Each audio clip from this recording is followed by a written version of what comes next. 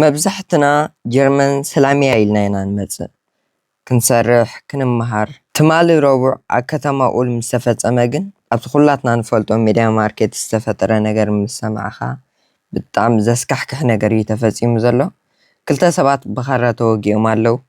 ኣብቲ ቦታ ብቐትሪ እዩ ዓማዊል ከም ቀደሞም ዝኾነ ቲቪ ክገዝኡ ክመርጹ ኢሎም እዮም ናብኡ ኣትዮም ማለት እዩ። ሓንደበት ግን ኩሉ ናብ ራዕዲ ተቐይሩ ፖሊስ ነታ ቦታ ብታፔላ ዓጺኦም ኣለዉ። እቲ ሜዳ ማርኬት ከዓ ሕጂ ተዓጽዩ ዘሎ ንግዚኡ ማለት እዩ። ግን ኣብቲ ውሽጢ ዝተፈጥረ ነገር ካብቲ እትሓስብዎ ንላዕሊ ዝኸፈ እዩ። እዚ ገበነኛ መን እዩ? ስለምንታይ ክልተ ሰራሕተኛታት ወጊኡ? ፖሊስ እንታይ ኢሎም? ከምዚ ዓይነት ነገር ከጋጥም ከለኹ ከመይ ጌርና ነብስና ነድሕን? ሎሚ ነዚ ጉዳይ ብዝርዝር ክንሪኦ ኢና። ምክንያቱ እቲ ጠንቂ ዘይትጽበይዎ እዩ። እቲ ቦታ ምዕራብ ከተማ ኡልሚ ብመሰረት ጸብጻብ ፖሊስ ትማሊ ረቡዕ ቀትሪ ሓደ ሰብኣይ ብኻራ ሒዙ ናብቲ ድንኳን ኣትዩ ማለት እዩ። እቶም ሰራሕተኛታት ስርሖም ይሰርሑ ነይሮም ኖርማል መዓልቲ ከምቲ ኩሉ ግዜ ዝሰርሕዎ ስርሖም ይሰርሑ ነይሮም። ግን እቲ ሰብኣይ ንሰለስተ ሰባት እዩ ብኻራ ወጊኡ ማለት እዩ። እቲ ሓደ ወዲ 25 ዓመት ኩነታቱ ኣዝዩ ኣሰካፊ ኮይኑ ኣሎ ክሪቲሽ ማለት እዩ። እቲ ሓደ ወዲ 22 ዓመት ቀሊል መጉዳእቲ በፂሕዎ ካብ ሆስፒታል ወፂኡ ኣሎ። እቲ ሓደ ግን ኣብ ኢንተንሲቭ ኬር ኣትዩ ኣሎ ማለት እዩ። ብጣዕሚ ናቱ ኣሰካፊ ስለ ዝኾነ ምክንያት ብኻራ እዩ ወጊእዎም። ኣሰካፊ ጥራይ ክኸውን ከማን ኣይክእልን እዩ። ብጣዕሚ ግን ኣይሞቱን። ግን እቲ ሓደ ብዝኸበደ ተሓሲሉ ኣሎ፣ እቲ ሓደ ከዓ ቀሊል መጉዳእቲ በፂሕዎ ኣሎ። እቶም ዓማዊል ብጣዕሚ እዮም ሰንቢዶም። ሓደ ኣብቲ ጎኒ ናይቲ ሜዳ ማርኬት ኣብቲ ድንኳን እንስሳታት ትሰርሕ ነበረት ሰበይቲ ከምዚ ኢላ መልሲ ሂባ ኣላ። ንሱ ከዓ እንታይ እዩ ክልተ ሰብኣይን ሰበይትን መፂኦም በቲ ናይ ሓደጋ መውፅኢ በቲ ኖት ኣውስጋንግ ቀልጢፍካ ትወፅሉ ማለት እዩ። ብኡ ገይሮም ጉያ ናብቲ ናታ ድኳን መፂኦም እንታይ ኢሎማ ሓደ ሰብኣይ ብኻራ ሒዙ ሰባት የጥቅዕ ኣሎ፣ ዓዊ ይብላ ኣሎ፣ ይጭርሕ ኣሎ ኢሎምኒ ትብል ማለት እዩ። እዚ ኩነታት ብጣዕሚ ክትግምቶ ዘይትኽእል ነገር እዩ። እቶም ሰባት ብራዕዲ የንቀጥቅጡ ነይሮም። እታ ሰራሕተኛ ከዓ ንዕኦም ኣትያ ማዕፆ ብውሽጢ ኣፅያቶም። ማዕረ ክንድዚ እዩ ከይዱ እቲ ነገር ማለት እዩ። ግን እቲ ዝገደደ ገና ብሕጂ ክመፅእ እዩ። እንታይ ከዓ እቲ ገበነኛ ካብቲ ድኳን ወፂኡ ፖሊስ ምስ መፁ ኢዱ ክህብ ፍቃደኛ ኣይነበረን። ፖሊስን ዓቃቢ ሕግን ኣንቫልትሻፍት ከም ዝገለፅዎ እዚ ሰብኣይ ንፖሊስ ወላ ከፈራርፍ ፈቲኑ ሰለስተ ጥይት ፖሊስ ተኪሶም ኣውዲቖሞ። ሕጂ እቲ ገበነኛ ኣብ ሆስፒታል እዩ ዘሎ። ቃሉ ክህበሉ ኣብ ዝኽእል ኩነታት የለን። እቲ ንዓና ዘተሓሳስበና ነገር ግን ሕጂ ይጅምር። እቲ ሚኒስተር ፍትሒ ናይ ባደን ቪርተንበርግ ከም ዝሓበሮ እቲ ተጠርጣሪ ወዲ 29 ዓመት ኤርትራዊ ስደተኛ እዩ። ካብ 2017 ጀሚሩ ኣብ ጀርመኒ ዝነብር እቲ ኤርትራዊ ማለት እዩ። ብጣዕሚ እዩ ዘሕዝነካ ምክንያቱ ሰብ ስትረስ ስለ ዝኾነ እዚ ከምዚ ዘመርሕ እኮ ንኣብነት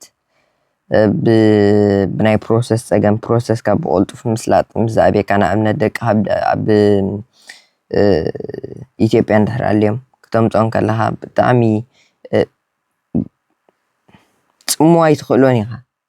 ሕጂ እቲ ውሳነ ግን ከምዚ ክኸውን የብሉን። ናብ እግዚኣብሔር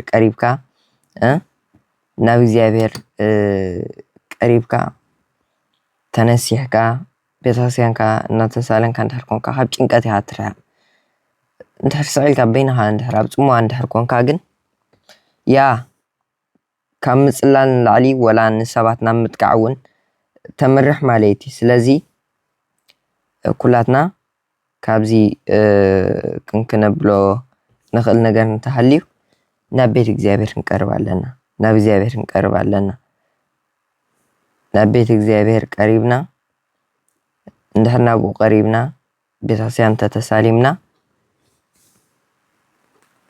تጭንቀት ካባና ሓርሓቀልና እዩ ብሓፂሩ ትዝሕዝን ነገር ብዛዕባ እዚ ማለት እዩ እዚ ሰብ እዚ ሓድሽ ሰብ ኣይኮነን ማለት ነዚ ነገር እዚ ቅድሚ ሕጂ ገይርዎ ነይሩ እዩ ቅድሚ ሕጂ ክልተ ግዜ ብገበን ዓመፅ ገቫልት ደሊክተ ተኸሲሱ ኣብ ማሕቡስ ተኣሲሩ ነይሩ እዩ እዚ ወዲ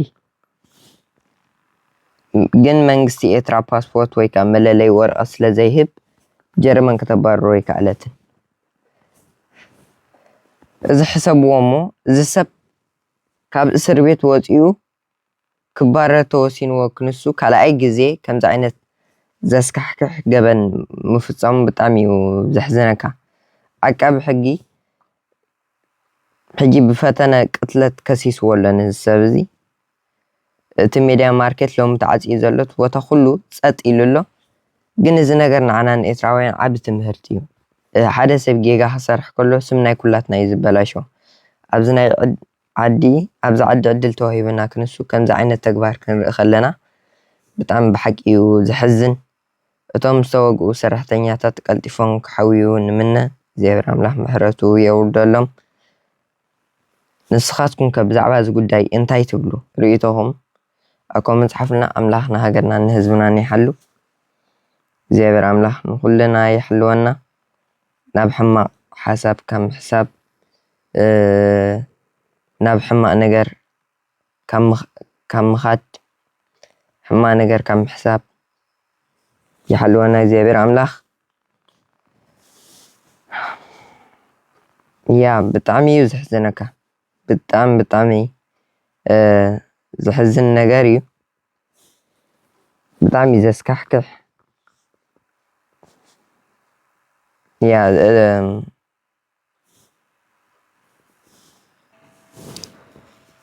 ክቡራት ተኸታተልቲ ናይ ቻነል እዚ ዜና ሰሚዕና ዋይ ብጣዕሚ እዩ ዘሕዝን ክንብል ንኽእልና ገበነኛ እዩ ይተኣሰር ኢልና ጥራይ ክንሓልፎ የብልናን እዚ ጉዳይ እዚ ካብቲ ንሪኦ ንላዕሊ ዓብዪ ትርጉም ኣለዎ ምክንያቱ ፅባሕ ንግሆ ስራሕ ክንከይድ ከለና ኣብ ባቡር ክንሳፈር ከለና ኣብ ጀርመናዊ ብዓይኒ ጥርጣረ ዝርኤና በዚ ሰብ ምክንያት እዩ ተዓብ ሕቶ ስለምንታይ ዘይተባረረ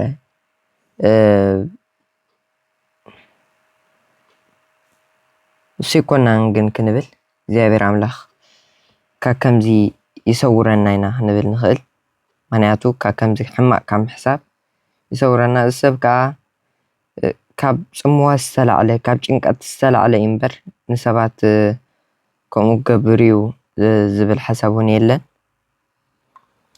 ጀርመናውያን ኣብ ሶሻል ሚድያ ዝፅሕፎ ዘሎ ኮመንት እንተሪኢኹሞ ልቢ እዩ ዝሰብር ብጣዕሚ እዞም ሰባት ስለምንታይ እዮም መፅኦም ስለምንታይ የጥቅዑና ይብለው ሓደ እንድሕር ኣጥፊኡ ኩላይ የጥፍእ ስለዚ ሰብ እዚ በይኑ እዩ ገበን ሰሪሑ ግን እቲ ደም ዝለኽዮ ስም ናይ ኩላትና ናይ ኤርትራውያን ንኩላትና እዩ ዝትንክፈና ማለት እዩ ግን ንሕና ከም ማሕበረሰብ እንታይ ክንገብር ኣለና ብዙሓት መንእሰያትና ብፍላይ እቶም በይኖም ዝነብሩ ኣብ ዓብዪ ጭንቀትን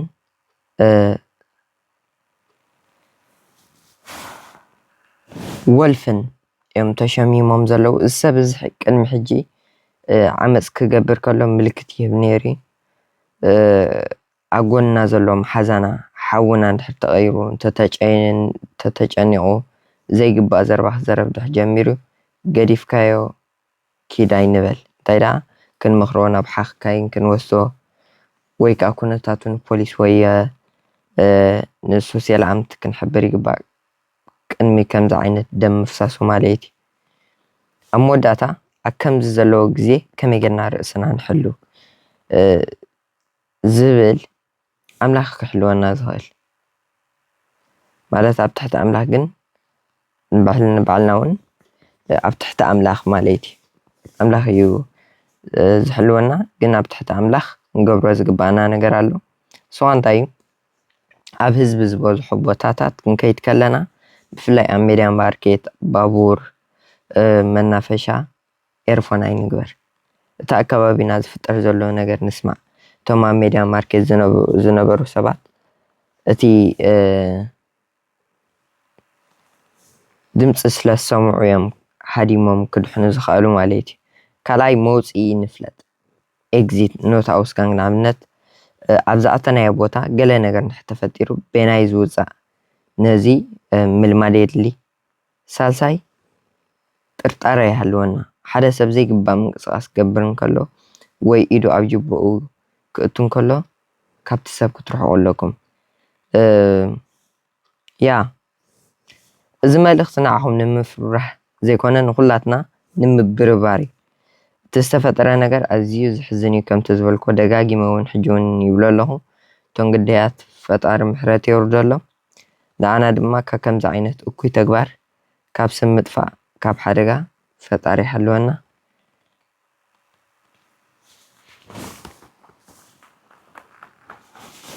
ብከምዚ ዓይነት ናይ ቴክኖሎጂ እሺ እምበኣር ተኸታተልቲ ናይ ቻናል እዚኣ ክትሪእዋ ኣለኩም ኣገዳሲት እያ ኢለ ስለዝሓሰብክዋ ማለት ኩሉ ሰብ ክፈልጥ ኣለዎ ኢለ ተርጊመ ኣቅሪበያ ማለት እዩ። ብጣዕሚ እዩ ዘሕዝነካ በቃ ያ እሺ እምበኣር ተኸታተልቲ ናይ ቻናል ናይ ሎሚ ቪድዮና ነዚ ይመስል ነይሩ። ብከምዝን ንህዝብና ይጠቅም ዝበልክዎ ከምዚ ምስ ኣብ ጀርመን ዝነብር ሰብ ንዕኡ ይትንክፎ እየ ዝበልክዎ ሓሳባት ይጠቅሞ እዩ ይትንክፎ እዩ ክፈልጦ ኣለዎ ኢለ ዝሓስቦ ሓሳባት ተርጊመ ብትግርኛ ከቅርበልኩም እየ። ስለዚ ነዚ ቻናል ሓድሽ እንድሕር ኮንኩም ሳብስክራይብ ግበሩ። ሳብስክራይብ እንድሕር ጌርኩም ናይ ቻናል ቤተሰብ ትኾኑ ኣለኹም። ከምኡ ነዚ ቪድዮ ላይክ ምግባር ጀምርዎ። እስከ ላይክ እንድሕር ጌርኩም ናብ ብዙሕ ሰብ መጠን ክባፃሕ ላይክ ግበርዎ ኣሎ። እዚ ጥራይ ደይኮነ ንዓኹም ይጠቅም ኢለ ዘበልክዎ ብታሕቲ ተሓቢኡ ኣሎ። ምክንያቱ ዩቲዩብ ፑሽ ኣይገብሮን ኣሎ ግን ንህዝብና ይጠቅም እቲ ሓበሬታ ማለት እዩ። እቲ ሓበሬታታት ብዘይምፍላጥ ከዓ ዝኾነ ነገር ህዝብና ክኸስር ይረአ እዩ። ስለዚ እቲ ሓበሬታታት ናብ ህዝብና ክበፅሕ ተኮይኑ እቶም ንሪኦ ሰባት ላይክ እንድሕር ጌርናዮ እንድሕር ኣቲና ተሪኢናዮ ዩቲዩብ ከዓ ሪኦሞ ኢሉ እዩ ናብ ካልኦት ሰባት ሪኮመንድ ዝገብሮ ማለት እዩ። ስለዚ ያ ከምዛ ዝበልክኹም እያ ተጠንቀቁ ኣብ ትሕቲ ኣምላኽ ማለት እዩ። ኣምላኽ ይሓልወና። እሺ በቃ ብሓድሽ ቪድዮ ዝምለሰኩም ሰላም ቅነ